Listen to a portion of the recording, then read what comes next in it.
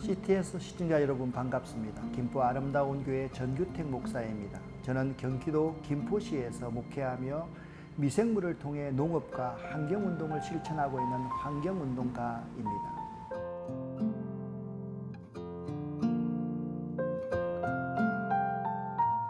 지구의 공장이라는 중국이 일시 멈춤을 하는 등 코로나로 인하여 온실가스 배출이 급감하자 대기질이 잠시 동안 회복되었습니다. 생태학자들은 히말라야 산맥의 야생동물 활동 등 자연 회복 사례를 우리에게 전해주고 있습니다. 물론 이러한 회복 사례도 단기적 통계 수치를 높이는 것이지 본질적인 회복은 아닐 것입니다. 아마 앞으로도 인간은 지구를 보호하기보다는 개발과 착취가 더 익숙할 것이기 때문입니다. 인간들은 죄 때문에 환경 회복에 중요한 덕으로 살아가는 상생을 할 줄 모릅니다. 그저 챙기려고 하고 움켜쥐려고만 하는 자들이 인간들입니다. 이것을 성경에서는 죄라고 말합니다. 저는 코로나 위기는 근대 이후 인류 문명이 지구 생태계에 가해온 잘못과 폐해들이 축적되면서 나타난 현상이라 생각합니다. 인간의 이기심과 욕심이 낳은 비극이 오늘의 문제의 근본 원인입니다. 하나님을 떠난 인간은 자기중심적이고 이기적일 수밖에 없습니다. 성경 로마서 3장 23절에 모든 사람이 죄를 지어 하나님의 영광에 이를 수 없게 되었습니다 라고 말씀합니다. 환경 문제의 심각성은 이제 임계점을 넘어섰습니다.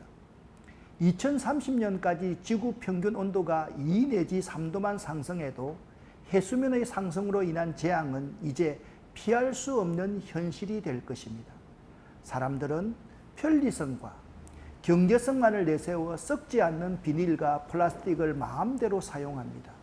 석유, 화석 연료를 조절할 줄도 모르고 사용합니다. 사람들은 제초제, 농약, 합성세제, 인공감미료 등의 사용을 너무나 당연시합니다. 계속적으로 핵발전소를 건설하고 폐기물을 그냥 바다에, 강에, 육지에 버립니다. 앞으로는 지금의 문제보다 더욱더 심각한 문제를 맞이할 것입니다. 그렇지만 신앙이 있다는 것은 이러한 상태, 만약 불가능과 절망의 상태라 할지라도 하나님을 의지하면서 끝까지 최선을 다해야만 하는 것이기에 신앙의 힘, 공동체의 힘을 지금부터 발휘해야 할 때라고 생각합니다.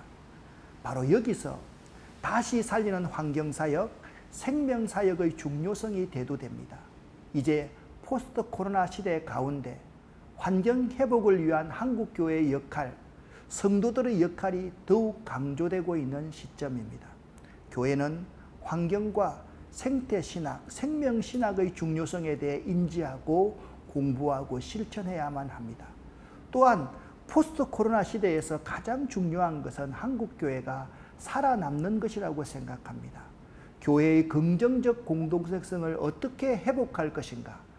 교회가 경제적으로 과연 독립하고 자립할 수 있을 것인가를 질문해야 합니다. 지금부터 교회의 공간 사용, 인적 재배치, 재반 사역을 재고하고 과감하게 리빌딩한다는 생각을 해야 할 것입니다.